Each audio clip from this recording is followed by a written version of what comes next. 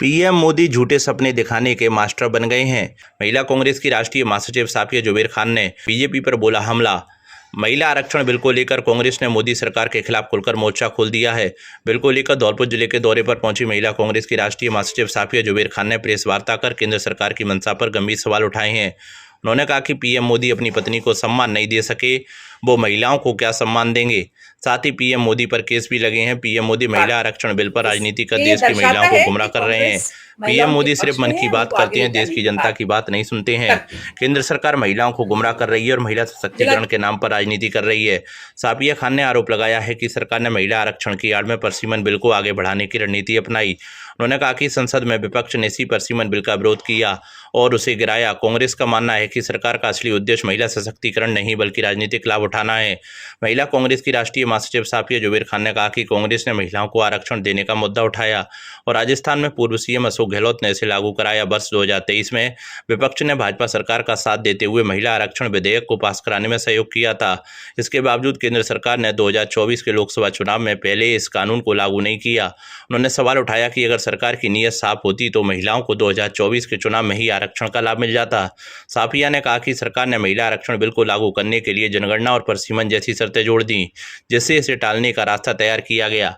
उन्होंने आरोप लगाया है कि 2.5 साल बाद जल्दबाजी में बिल को अधिसूचित करना सरकार की मंशा पर सवाल खड़ा करता है। राष्ट्रीय महासचिव साफिया खान ने प्रधानमंत्री मोदी के संबोधन पर भी तीखी प्रतिक्रिया दी। उन्होंने कहा कि देश के नाम संबोधन के जरिए महिलाओं और जनता को गुमराह किया गया। उन्होंने आरोप लगाया कि कांग्रेस को बदनाम करने की कोशिश की गई, जबकि सच्चाई यह है कि कांग्रेस लंबे समय से महिला आरक्षण की समर्थक रही। साफिया ने कहा कि वर्तमान परसिमन प्रस्ताव में देश की दक्षिणी और पूर्वोत्तर राज्यों पर प्रतिकूल असर पड़ सकता है। उन्होंने दावा किया कि गोवा और पूर्वोत्तर राज्यों की सीटें घट सकती हैं, जिससे इन क्षेत्रों की राजनीतिक रूप से कमजोर करने की कोशिश हो रही है। कांग्रेस का आरोप है कि भाजपा अपने प्रभाव वाले राज्यों में सीटें बढ़ाने की रणनीति अपना रही है। साफिया जुबैर खान ने बताया कि कांग्रेस पहले से ही महिला आरक्षण की पक्षधर रही है। उन्होंने कहा कि 2017 में सोनिया गांधी ने प्रधानमंत्री को पत्र लिखकर इस बिल को लाने की मांग की थी। इसके बाद 2018 में राहुल गांधी ने 32 लाख हस्ताक्षरों के साथ महिला आरक्षण के समर्थन में पत्र सौंपा था। कांग्रेस ने केंद्र सरकार से मांग की है कि महिला आरक्षण कानून को तुरंत लागू किया जाए। कांग्रेस पार्टी चाहती है कि संसद की 543 सीटों पर आरक्षण लागू कर महिलाओं को उचित प्रतिनिधित्व दिया जाए। कांग्रेस का दावा है कि अगर यह कानून लागू होता है तो 2029 के चुनाव में संसद में महिलाओं की संख्या 181 तक पहुंच सकती है। राष्ट्रीय महासचिव साफिया जुबैर खान ने कहा कि बंगाल में ममता बनर्जी सरकार बनाएगी, तमिलनाडु में कांग्रेस और सहयोगी दल सरकार बनाएंगे, केरला में यूडीएफ की सरकार बनेगी, पुडुचेरी में कांग्रेस की सरकार बनाएगी। इससे बौखला कर नारी शक्ति बंधन बिल का ड्रामा किया है। सरकार 543 सीटों पर महिला आरक्षण क्यों लागू नहीं कर रही है? सिर्फ अपने फायदे के लिए यह सब ड्रामा किया जा रहा है। उन्होंने कहा कि आधी आबादी आधा हक, आज दो अभी दो, कांग्रेस इसे लेकर रहेगी और पोस्ट कार्ड अभियान के साथ आंदोलन की शुरुआत की है। प्रेस वार्ता में सांसद भजनलाल जाटव, विधायक रोहित बोरा, विधायक संजय जाटव समेत अन्य पदाधिकारी मौजूद रहे। सांसद भजनलाल जाटव बोले, सीएम भजनलाल को बीजेपी वाले हटाना चाह रहे। प्राथमिक स्वास्थ्य केंद्रों पर डॉक्टर नहीं, एक डॉक्टर से कई स्वास्थ्य केंद्रों पर चला रहे। ठेकेदारों का भुगतान नहीं हो रहा है तो सड़क कौन बनाए।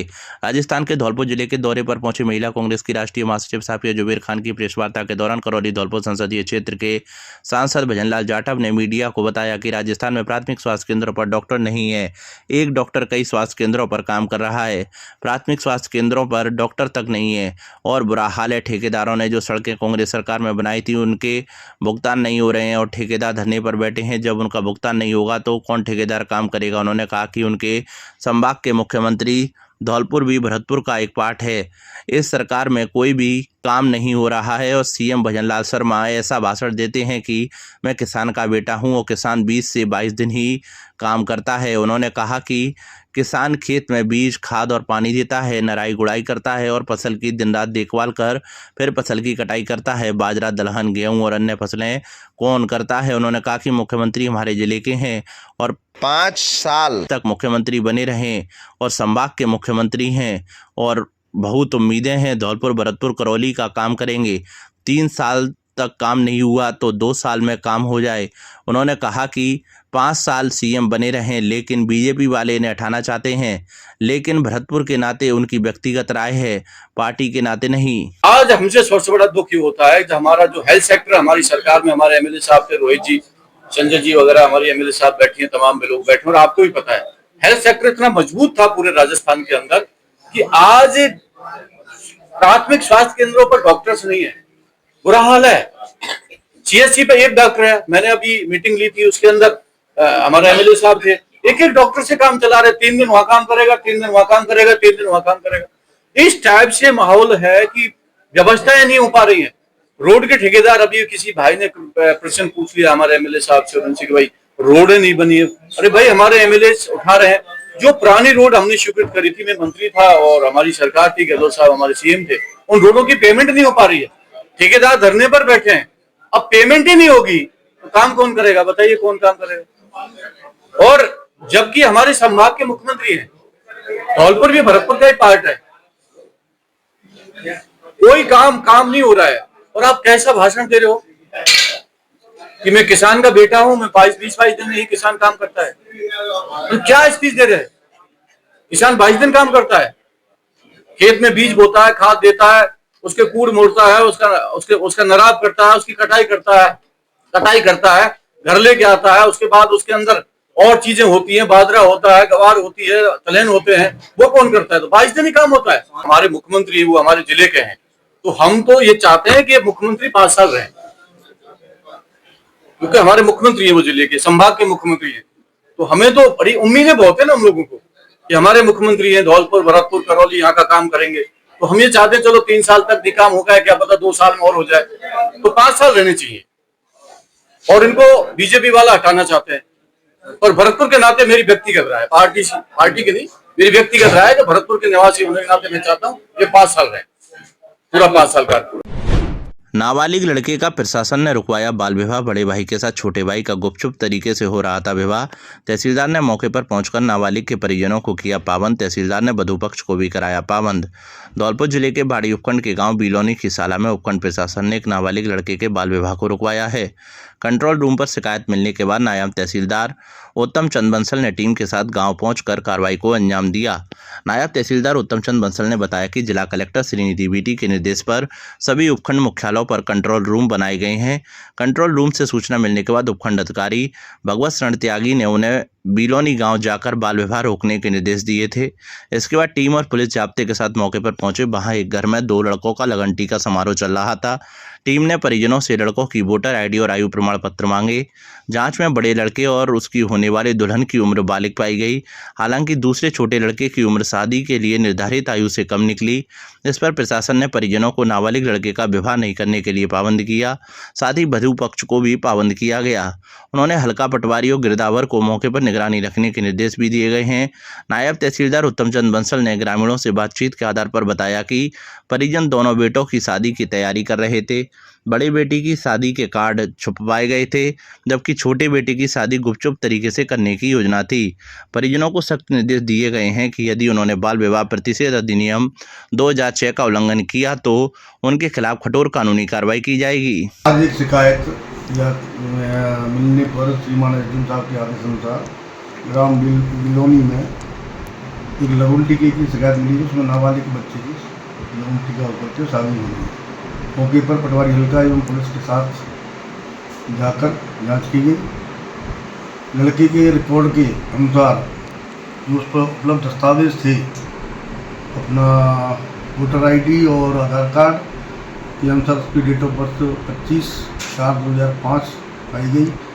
स्कूल की जन्म दिनांक भी उससे मंगाई गई, उसमें भी 25/4 वो बालिग पाया गया। और जिसके साथ शादी होनी थी उस लड़के की भी अंककाल का मंगा ली गई थी, उसमें भी वो बालिग थी। परंतु इसके साथ ही शिकायत और थी कि ये अपने छोटे बेटे की शादी करना चाह रहे थे। तो बड़े बेटे की तो सही पाई गई थी, छोटे बेटे के लिए उसको पाबंद कर दिया है कि आप शादी करें तो उसकी ही शादी करें। छोटे बेटे की घर उसके साथ शादी पाई जाती है। तो बाल विवाह जैसे अधिनियम 2006 और 2007 के तहत कार्रवाई अमल में लाई है। नमस्ते धौलपुर, मैं हूँ doctor Mahima John Arun, vice chairman of Emmanuel mission senior secondary school Dholpur. Every child carries a future waiting to be shaped. Not only are we fully equipped for academic excellence, we cater to cultural, literary, art categories for your child's holistic development. While winning means the world to us, we don't compromise on our morals, values and standards. Admissions are now open. Admissions की प्रक्रिया अब शुरू हो चुकी है Emmanuel schools Dholpur में। आप अपने बच्चों को strong academic foundation, cultural, sports, literary excellence के एक्सपोजर को दे सकते हैं जिसके वो सचमुच हकदार हैं। आज ही अप्लाई करें और अपने बच्चों के फ्यूचर को हमारे साथ सिक्योर करें। धन्यवाद। तप रहा धौलपुर। जिला कलेक्टर ने सरकारी और गैर सरकारी स्कूलों के समय में किया परिवर्तन। तापमान पहुंचा 44 के पार। धौलपुर जिले में भीषण गर्मी का प्रकोप देखा जा रहा है। तापमान 44 डिग्री सेल्सियस के पार पहुंच गया है। आसमान से बरसती आग और गर्म हवाओं ने लोगों का घरों से बाहर निकलना मुश्किल कर दिया है। तापमान के तीखे तेवरों ने आमजन के जनजीवन को पूरी तरह बेहाल कर दिया है, जिससे मौसमी बीमारियों में तेजी आई है। अस्पतालों में मरीजों की संख्या तेजी से बढ़ी है। धौलपुर जिले में बढ़ते तापमान और लू की आशंका के मद्देनजर जिला कलेक्टर श्री निधि बीटी ने स्कूलों का समय बदला है। इसके तहत कक्षा 1 से 8 तक के सभी सरकारी और निजी स्कूलों के समय में बदलाव किया है। 25 अप्रैल से शैक्षणिक सत्र के अंत तक कक्षा 1 से 8वीं तक कक्षाएं सुबह 7:30 बजे से 11 बजे तक संचालित होंगी। यह फैसला छोटे बच्चों के स्वास्थ्य को ध्यान में रखते हुए लिया गया है ताकि उन्हें तेज गर्मी और लू के प्रभाव से बचाया जा सके। कक्षा 9 से 12 तक में कोई बदलाव नहीं। हालांकि कक्षा 9 से 12 तक के विद्यार्थियों और स्कूलों के समस्त स्टाफ के लिए समय सारणी में कोई बदलाव नहीं किया गया है। उनका समय पूर्ववत रहेगा। जिला प्रशासन ने मुख्य जिला शिक्षा अधिकारी सहित सभी संबंधित शिक्षा अधिकारियों को इस आदेश का कड़ाई से पालन सुनिश्चित करने के निर्देश दिए हैं। जिले में दोपहर 12 बजे के बाद शहर की सड़कें और गलियां सुनसान नजर आती हैं। मुख्य बाजार में भी लोगों की आवाजाही कम हो गई है। तेज गर्मी और बढ़ते तापमान के कारण लोग घरों से बाहर निकलने से बच रहे हैं। लोगों का कहना है कि पड़ रही भीषण गर्मी में जरूरी काम से अगर घर से बाहर शरीर को ढककर निकलें तो भी पूरा शरीर बुखार जैसा गर्म हो जाता है। आंखों में जलन और शरीर जलने लगता है। लोगों ने बताया कि पड़ रही भीषण गर्मी में बिजली सुचारू नहीं आ रही है, जिससे खासी परेशानी का सामना करना पड़ रहा है। गर्मी के मारे तो हाल बेहाल है।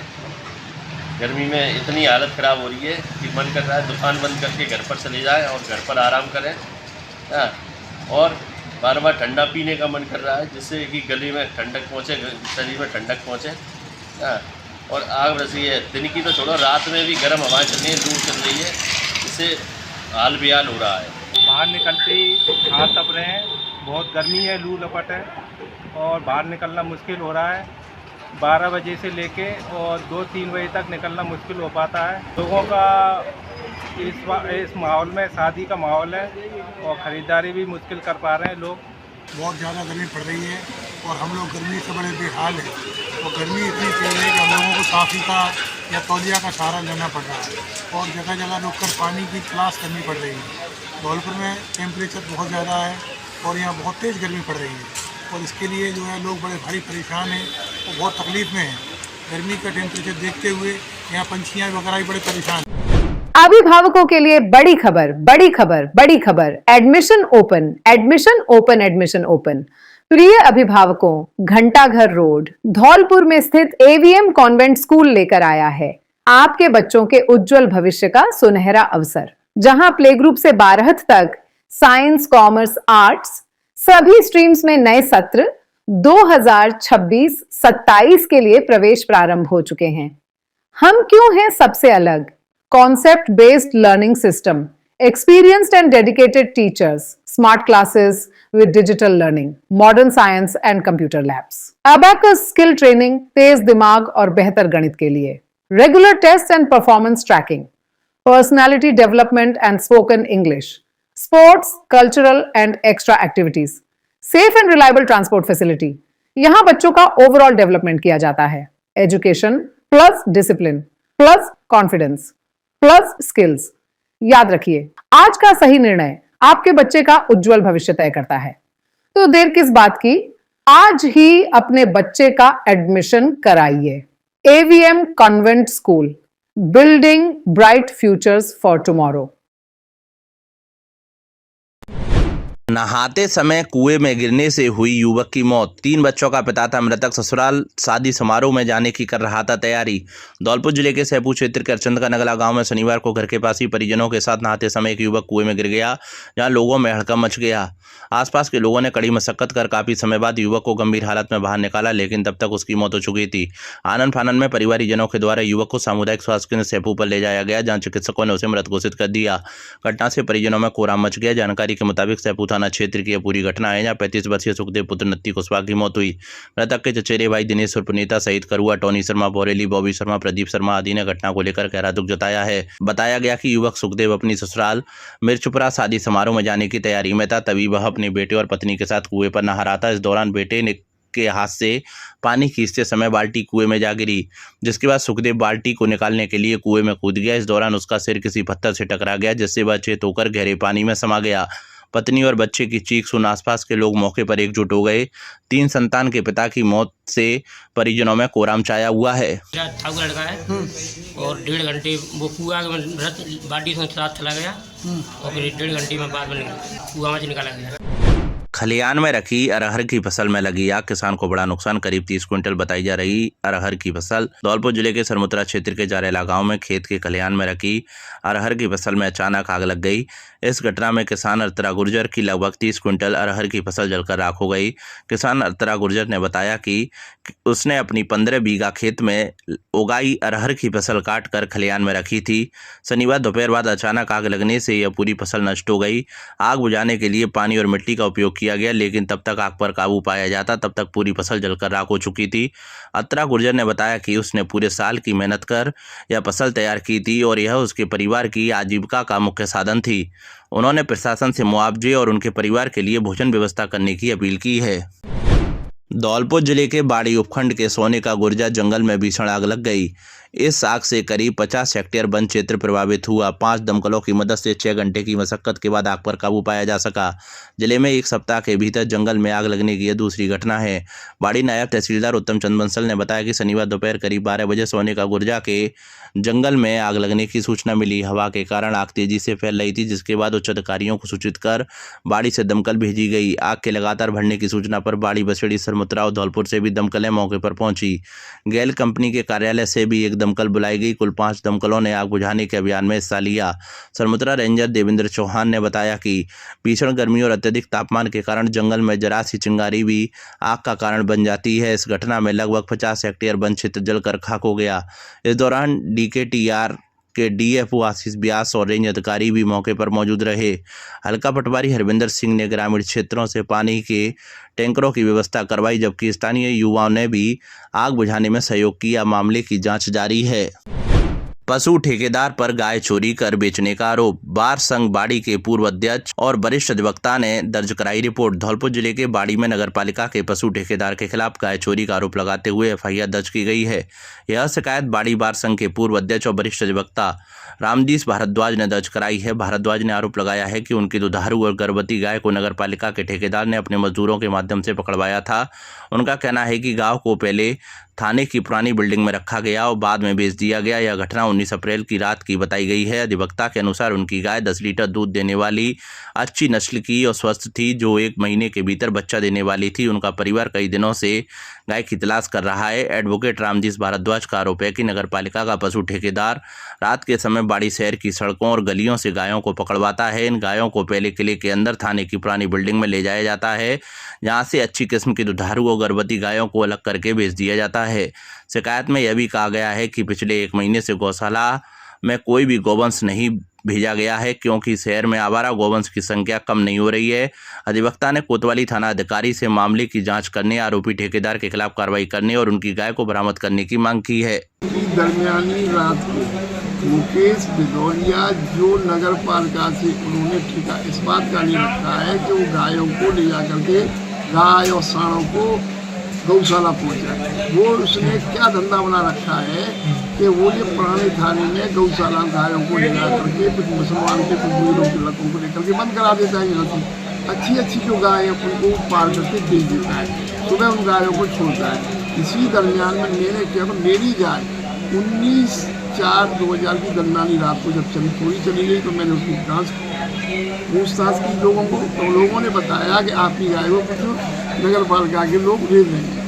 मैंने जब पूछा कि भाई नगर पालिका के लोग क्यों ले रहे हैं रात को लोग जाके थे, तो मुझे वो लोगों ने बताया कि मुकेश भदौरिया पर ठेका है, उसने करवाया था। जब मैंने मुकेश भदौरिया को पूछा तो मुकेश भदौरिया ने बताया कि हाँ मैंने कुछ नियों के लोगों को लगा करके गाय कुछ बंद कराई थी। बाकी पूर्व छात्रों ने मिलिट्री स्कूल का दौरा कर ताज़ा की यादें। धौलपुर जिले के राष्ट्रीय मिलिट्री स्कूल धौलपुर में 2001 बैच के पूर्व छात्रों ने दौरा किया, जहां उन्होंने छात्र जीवन की यादों को ताज़ा करते हुए संस्थान के साथ उनके गहरे संबंधों को और मजबूत किया। यह कार्यक्रम पूर्व छात्रों तथा वर्तमान स्कूल समुदाय दोनों के लिए अत्यंत यादगार रहा। पूर्व छात्रों का स्वागत विद्यालय के प्राचार्य lieutenant colonel Amit Sharma, BSM विद्यालय प्रशासन, शिक्षकों तथा कैडेट्स द्वारा गर्मजोशी से किया गया। इसके बाद उन्हें परिसर का विंडलिस्ट टूर कराया गया, जिसमें नवनिर्मित स्विमिंग पूल सुविधा भी शामिल थी, जो विद्यालय के निरंतर विकास को दर्शाती है। कैडेट्स के साथ संवाद के दौरान पूर्व छात्रों ने अपने अनुभव, जीवन यात्रा तथा छात्र जीवन की यादें साझा की, जिससे छात्रों को कड़ी मेहनत करने, अनुशासन बनाए रखने और अपने जड़ों से जुड़े रहने की प्रेरणा मिली। इसके अतिरिक्त उन्होंने आर्थिक रूप से कमजोर परिवार से आने वाले एक मेधावी छात्र की वार्षिक फीस वहन करने का सराहनीय संकल्प लिया, जो शिक्षा के प्रति उनकी प्रतिबद्धता को दर्शाता है। इस प्रकार के आयोजन न केवल पुरानी यादों को जीवंत करते हैं, बल्कि अतीत और वर्तमान के बीच एक मजबूत सेतु भी बनाते हैं, जिससे जुड़ाव और निरंतरता की भावना को बढ़ावा मिलता है। RAS में चयनित राहुल पाराशर का किया स्वागत। धौलपुर जिले के राजाखेड़ा क्षेत्र के डबेरा गांव निवासी राहुल पाराशर के RAS परीक्षा में चयन और 425वीं रैंक हासिल करने पर शनिवार को क्षेत्र में भव्य स्वागत किया गया। इस उपलब्धि से पूरे इलाके में खुशी और गर्व का माहौल है। राहुल पाराशर पुत्र जगदीश पाराशर के RAS में चयन होने पर काली माई मंदिर से लेकर राजाखेड़ा बाईपास गोविंद वाटिका होते हुए राठौर कॉलोनी स्थित उनके घर तक जोरदार स्वागत जुलूस निकाला गया। इस दौरान जगह जगह फूल मालाओं से उनका अभिनंदन किया गया और लोगों ने मिठाइयां बांटकर खुशी जाहिर की। स्वागत यात्रा में बड़ी संख्या में स्थानीय लोग, मित्र, रिश्तेदार और गणमान्य नागरिक शामिल हुए। ढोल नगाड़ों के साथ निकले जुलूस ने पूरे क्षेत्र को उत्सवमय बना दिया। राहुल की सफलता पर परिजनों और क्षेत्रवासियों ने गर्व जताते हुए उन्हें उज्जवल भविष्य के लिए शुभकामनाएं दी। लोगों का कहना है कि राहुल की मेहनत और लगन ने युवाओं के लिए प्रेरणा का काम किया है। अपनी सफलता का श्रेय अपने पिताजी, माताजी और अपने पूरे परिवार को देना चाहूँगा। उन्होंने मुझे जो भी संसाधन एक सिविल सर्विस प्रिपरेशन में चाहिए होते हैं, उनकी कोई कमी नहीं होने दी। हमेशा मेरा सपोर्ट किया। कई एग्जाम्स में अगर मैं क्लियर नहीं कर पाया तो उसके अलावा उन्होंने हमेशा कभी ये नहीं बोला कि अब आ जा दूसरी तैयारी कर ले। उन्होंने बोला तू जो करना चाहता है वो अपने हिसाब से कर, हम तेरे साथ खड़े हुए हैं, चाहे तू फेल हो या पास हो, उससे उनको कोई फर्क नहीं पड़ता। सहज योग आत्म साक्षात्कार कार्यक्रम कल धौलपुर शहर के गौरव पथ पर सहज योगियों की मीटिंग आयोजित हुई, जिसमें धौलपुर सहित ग्वालियर, मुरैना तथा कोटा के सहज योगी भाई बहनों ने भाग लिया। मीटिंग में आगामी 26 अप्रैल को आयोजित होने वाले विशाल सहयोग आत्म साक्षात्कार कार्यक्रम के बारे में चर्चाएं की गई।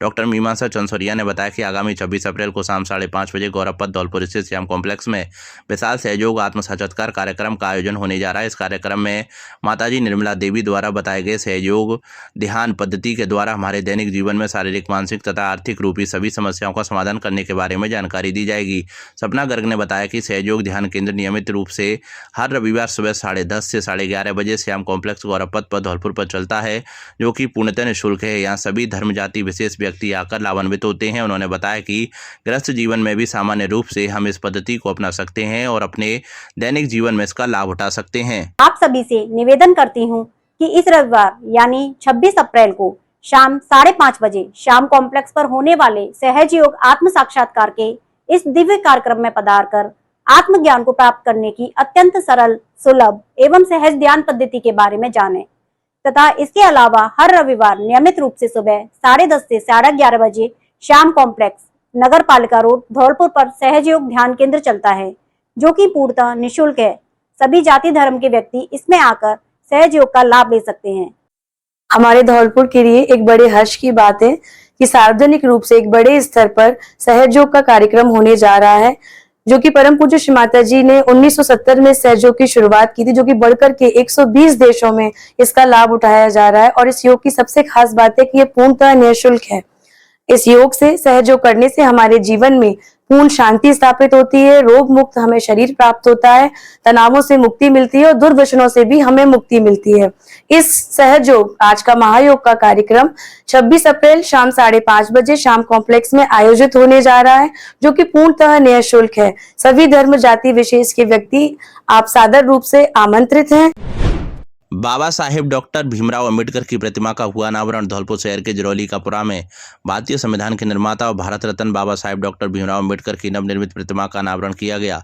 मुख्य अतिथि सांसद भजनलाल जाटव, विशिष्ट अतिथि राजाखेड़ा विधायक रोहित बोरा, विधायक शोभा रानी कुशवाहा बसेड़ी, विधायक संजय जाटव महासभा के जिलाध्यक्ष सुआलाल जाटव, पंचायत समिति सरमुत्रा प्रधान द्रौपदी देवी रही। कार्यक्रम की अध्यक्षता अनुसूचित जाति के अध्यक्ष दर्शन लाल जाटव ने की। इस ऐतिहासिक अवसर पर एक विशाल जनसभा और सांस्कृतिक कार्यक्रम का आयोजन भी किया गया। कार्यक्रम का मुख्य उद्देश्य बाबा साहेब के शिक्षित बनो, संगठित रहो, संघर्ष करो के संदेश को जन जन तक पहुंचाना है। प्रतिमा अनावरण के पश्चात बाबा साहेब के जीवन और दर्शन पर विचार गोष्ठी का आयोजन किया गया। समारोह में क्षेत्र के वरिष्ठ जनप्रतिनिधि और विभिन्न सामाजिक संगठनों के पदाधिकारी मौजूद रहे। अब तक की आवाज चली जाए कि अगली बार कोई भी आदमी ऐसा जिसने ये कुकृत्य करा है वो कुकृत्य करने की कोशिश नहीं करे। जय भीम, जय भीम। हमने वापस जो खंडित मूर्ति किन्हीं बदमाशों ने करी थी उसको वापस हमने नई मूर्ति के रूप में यहाँ इंस्टॉल करा। आपके बीच में आपके जाटव समाज के सांसद भी हैं, आपके विधायक भी हैं, हम दोनों विधायक भी आप लोगों के बीच में हैं, तो पुनः हमने स्थापित कर दी। ये सबसे बड़ी एक कार्यक्रम जहाँ जो होना था और वो आज साकार हुआ आप और हमारे बीच में। आज जो इतने वक्ताएं आपसे बात कर रहे हैं, सबसे बड़ा जो संदेश था बाबा साहब का शिक्षित बनने के।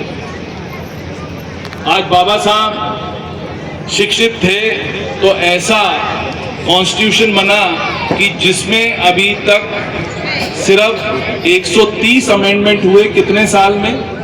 जब से हमारी आज़ादी बनी है उसके बाद सिर्फ 130 अमेंडमेंट हुए। बाकी कई कंट्रीज के ऐसे कॉन्स्टिट्यूशन हैं, संविधान हैं, जहां हर 5वें 6ठे महीने एक नया कॉन्स्टिट्यूशनल अमेंडमेंट आ जाता है, संविधान में अमेंडमेंट आ जाता है। तो हमारे बाबा साहब ने इतनी सोच समझ के साथ 2 साल में जो ये संविधान बनाया, और संविधान में मूलभूत कुछ भी बदला नहीं।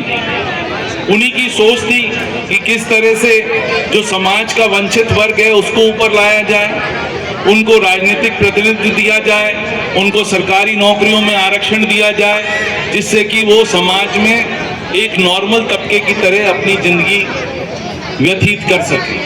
तो ये आज बाबा साहब की ही देन थी कि आज और हम आप मिलके जिसको चाहें उसको कुछ भी कह सकते हैं, जो गलत चीज है उसको कह सकते हैं। आप चीन में ऐसा कह सकते हो क्या? आपको बोलने की आजादी नहीं है। ये बाबा साहब की देन है कि हमें आपको किसी की भी चीज को हम क्रिटिसाइज कर सकते हैं, हमें बोलने की आजादी है। और ये उस टाइम के पार्लियामेंट में बाबा साहब ने डिस्कशन करा एक एक पॉइंट के ऊपर, तब जाके ये संविधान बना। तो उस आदमी की सोच को साकार रखें, हम आगे बढ़ें, सबको सब समाज को साथ मिलके आगे बढ़ाएं, आपका समाज आगे बढ़े। इसी के साथ मैं अपनी वाणी को विराम देता हूं कि बाबा साहब भीमराव अम्बेडकर में कॉन्स्टिट्यूशन में जो अधिकार दिया, जो संविधान बनाया, कोई उसमें बाबा साहब भीमराव अम्बेडकर कोई एक विशेष जाति के नेता नहीं थे। वो सर्व जाति सबरम को उस कॉन्स्टिट्यूशन में, उस संविधान में सबको अधिकार दिया है। बाबा साहब सभी जाति सभी धर्म वर्ग के लोग हैं के हितैषी थे। बाबा साहब के 3 मूल मंत्र हैं। आज 135वीं जयंती बना रहे हैं हम उनकी। शिक्षित बन जाओ, संगठित रहो और संघर्ष करो। ये 3 चीज। अभी आपको ईरान, इजराइल और उसका अमेरिका का युद्ध के बारे में बताया था। टेक्नोलॉजी, आपके विचार, आपके दृढ़ शक्ति, संकल्प, कितना ही बड़ा पहाड़ हो, कितनी बड़ी कठिनाई हो, आप सब उसको जीत सकते हो। बाबा साहब हमारे प्रेरणादायक हैं। हमें उन्होंने जो शिक्षा दी है जीवन में अग्रणी बनने की और समाज में आगे बढ़ने की, अपना सर ऊंचा उठाकर चलने की जो शिक्षा दी है, उस पर हम सब लोग मिलकर अमल करेंगे। समाज को वाकई में आगे बढ़ना है तो समाज में फैली कुरीतियाँ, शराब, जुआ, करके वो पैसे, सारे पैसे अपने बच्चों में, बेटी हो या बेटा, आज के समय सभी समान है, दोनों का पूरा हक है कि उन्हें आगे बढ़ाया जाए और समाज में सम्मान के साथ जीना सीखे। जोरदार नारा बोलेंगे, बाबा साहेब। बसई नवाब में निकली बाबा साहेब की शोभा यात्रा। आम सभा की बैठक में समाज को शिक्षित करने पर दिया जोर। धौलपुर जिले के बसई नवाब कस्बे में शनिवार को बाबा साहेब डॉक्टर भीमराव अम्बेडकर की 135वीं जयंती के उपलक्ष्य में शोभा यात्रा निकाली। कार्यक्रम में मुख्य अतिथि धौलपुर करौली सांसद भजनलाल जाटव रहे। वहीं विशिष्ट अतिथि बतौर बसेड़ी विधायक संजय जाटव, पूर्व प्रधान एवं कुशवाहा समाज के प्रदेश अध्यक्ष रामित कुशवाहा मौजूद रहे। जाटव समाज तथा कमेटी के अध्यक्ष सत्यवान हरिओम जाटव, पूर्व सरपंच रामविलास, भीमसेन जाटव, नेकराम, स्वर्णकार संजय आदि लोगों ने सापा व माला पहनाकर अतिथियों का स्वागत किया। शोभा यात्रा से पूर्व आम सभा आयोजित की गई, जिसमें अतिथियों ने बाबा साहेब की जीवनी पर प्रकाश डाला। वक्ताओं ने कहा कि बाबा साहेब एक महान व्यक्तित्व थे, युवाओं को उनके आदर्शों पर चलना चाहिए। बछड़ी विधायक संजय जाटव के द्वारा समाज उत्थान के लिए शिक्षा पर विशेष जोर दिया। उन्होंने कहा कि शिक्षा ही समाज का विकास संभव है। इसके बाद बैंडबाजों के साथ धूमधाम से शोभा यात्रा निकाली गई। इस दौरान करीब आधा दर्जन से अधिक अलग अलग झांकियां सजाई गई। शोभा यात्रा के बीच जाटव समाज के लोग हाथों में झंडा लेकर जय भीम के नारे लगाते हुए साथ चल रहे थे। शोभा यात्रा का मुख्य बाजार में पूर्व प्रधान रामित कुशवाहा, जिला अध्यक्ष महेश प्रजापति, गौरीशंकर गुधैनिया, कुमचंद रावत ने जलपान कराया। शोभा यात्रा के दौरान कोलारी थाना पुलिस सहित सैपू थाना प्रभारी प्रवींद्र रावत, बसई नवाब पुलिस और जिला मुख्यालय से आए पुलिस के जवान मौजूद रहे। भगवान की भक्ति में ही शक्ति। इंदौली गांव में चल रही भागवत सप्ताह। धौलपुर जिले के बसई नवाब क्षेत्र के गांव इंदौली में आयोजित भागवत सप्ताह के आज चौथे दिन शनिवार को कथावाचक पंडित विजयराम कौशिक ने भगवान के कई प्रसंग सुनाए। उन्होंने कहा कि भगवान की भक्ति में ही शक्ति है। इस दौरान उन्होंने नारायण भगवान की कथा, ध्रुव चरित्र व समुद्र मंथन सहित अन्य कथाएं सुनाई। कथावाचक आचार्य कौशिक ने कहा कि भगवान की भक्ति में ही शक्ति है। भागवत कथा सही मार्ग दिखाती है। भक्ति करनी है तो ध्रुव व भक्त प्रहलाद जैसी करो। भगवान ने प्रहलाद के लिए नरसिंह अवतार लेकर हिरण्यकश्यप का वध किया था। यदि भक्ति सच्ची हो तो ईश्वर शक्ति अवश्य सहायता करती है। उन्होंने कहा कि भागवत कथा सुनना और भगवान को अपने मन में बसाने की व्यक्ति के जीवन में परिवर्तन आता है। भगवान हमेशा अपने भक्त को पाना चाहते हैं। जितना भक्त भगवान के बिना अधूरा है, उतने ही भगवान भी भक्त के बिना अधूरे हैं। उन्होंने कहा कि सभी अपने बच्चों को संस्कार अवश्य दें, जिससे वह बुढ़ापे में अपने माता पिता की सेवा सहित गौ सेवा और साधुओं की सेवा कर सकें। मनुष्य को दिखावा नहीं कर भगवान को सच्चे हृदय से याद करना चाहिए। उन्होंने कहा कि अहंकार, गर्व, घृणा और ईर्ष्या से मुक्त होने पर मनुष्य को ईश्वर की कृपा प्राप्त होती है। यदि हम संसार में पूरी तरह मोहग्रस्त और लिप्त रहते हुए सांसारिक जीवन जीते हैं तो हमारी सारी शक्ति एक दिखावा ही रह जाएगी।